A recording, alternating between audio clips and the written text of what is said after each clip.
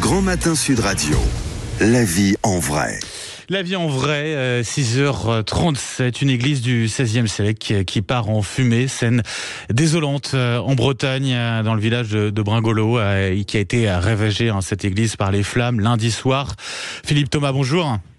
Oui, bonjour. Et merci d'être avec nous ce matin. Vous êtes le maire de cette commune, un village de 500 habitants qui est situé entre Guingamp et Saint-Brieuc. Monsieur le maire, déjà, que reste-t-il de cette église, de votre église aujourd'hui ? Aujourd'hui, il reste que les murs en pierre. Donc, toute la toiture s'est effondrée. Donc, il reste vraiment que le mur en pierre. Et encore, il va falloir consolider pour être sûr qu'il y a 3 pignons qui peuvent encore s'écrouler.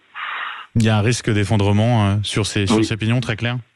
Oui, parce qu'il y avait déjà quelques fissures, puisqu'on avait prévu de faire des travaux, on était en étude.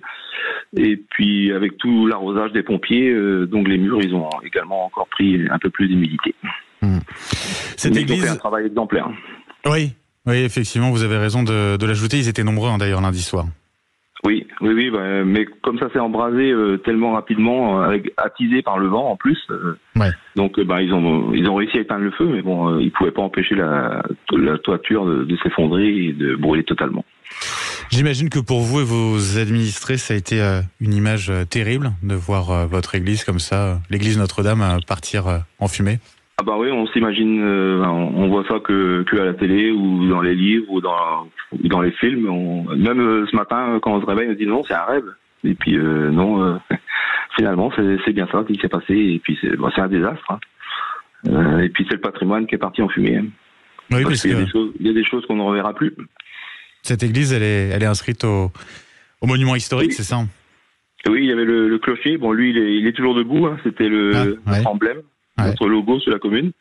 On le voit déjà, parce que le bourg est un petit peu en hauteur, donc on le voit de loin, et bon, il est toujours là, heureusement. Mais par contre, on avait une bannière aussi qui était classée, donc, et le rétable également, donc tout ça est parti. Le rétable est parti également ? Ouais. Oui, parce qu'il était en bois avec un tableau qui avait été restauré il y a quelques années, mais là, il n'en reste rien. Est-ce que vous connaissez l'origine de l'incendie ? Les gendarmes étaient jusque hier soir en train d'enquêter jusqu'à 8h, 9h. Et donc, ils m'ont appelé. Et donc, apparemment, ce serait une surtension au niveau des câbles électriques qui relient les cloches. Donc, au niveau de la charpente, les cloches se seraient mis en route à 19h comme d'habitude. Et c'est de là que ce serait parti. Ça a couvé. Et vers peu avant 21h, les cloches ont sonné, ce qui n'était pas habituel. Et donc c'est là que le feu s'est vraiment déclaré. Rachida Dati, le ministre de la Culture, a réagi. Elle a demandé au service de l'État de lui communiquer au plus tôt un état précis de la situation et du préjudice. Vous avez déjà des agents qui sont sur place justement pour établir tout cela ? Oui, mais le problème c'est qu'il y avait du plomb dans la toiture. Et donc tout ça c'est réparti sur l'église, donc il va falloir déjà avoir des gens qui interviennent à ce niveau-là avant de faire quoi que ce soit. Donc tout ça, il faut déjà qu'on voit avec notre assurance, mais bon, déjà tout ça va coûter très cher, rien que le déblaiement. Et je ne parle pas de la reconstruction, mais nous, à notre niveau, on n'aura pas les moyens, c'est sûr. Vous avez déjà des dons ou des promesses de dons ? Pour l'instant non, mais c'est sûr qu'on va faire appel aux dons, parce qu'on n'y arrivera pas autrement. Et comme l'église c'est quand même le cœur du village avec la mairie, je vois pas comment faire sans refaire une église. Pourtant cette église elle est classée au monument historique. Oui. Et justement c'est pas l'État d'une certaine manière qui est responsable de cette reconstruction. Il y avait que le clocher qui était classé. Donc le reste c'est sur votre assurance, c'est sur l'assurance de la commune que vous avez là. Voilà. Donc après il faudra voir tout ça dans le détail, mais de toute façon on pourra pas l'assurance. Après on verra, mais je ne sais pas comment ça va se passer. Parce que déjà on avait prévu de faire des travaux de restauration. Déjà donc on aurait été obligé de faire ça sur plusieurs années à notre niveau. Parce que, donc et là on se retrouve à faire une église toute neuve. Donc ça va pas du tout le même tarif. Bien sûr.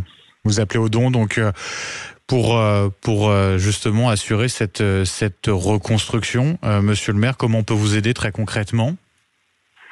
De toute façon, il faudra qu'on voit ça avec la secrétaire pour mettre tout ça en place. Mais donc parce qu'aujourd'hui, on est un peu encore abattu et donc sous le choc, ouais. Oui. Donc et puis on a quand même pas mal de choses administratives à faire. Donc pour l'instant, c'est un peu flou, mais bon, je pense qu'on aura l'occasion de relancer l'appel. Philippe Thomas, merci d'avoir été avec nous ce matin sur Sud Radio. Bon courage pour la suite. Je le rappelle, vous êtes donc le maire de Bringolo, ce village des Côtes d'Armor dont l'église a été ravagée par les flammes. Et on retient cet appel aux dons. On aura l'occasion d'y revenir, bien évidemment, pour vous soutenir ainsi que vous administrer dans cette épreuve. Merci à vous. 6h43 sur Sud Radio. On revient dans un instant. # on en parle. Maxime Troulot. Et puis l'absentéisme en baisse dans les entreprises. Pour quelles raisons? On voit cela dans un instant.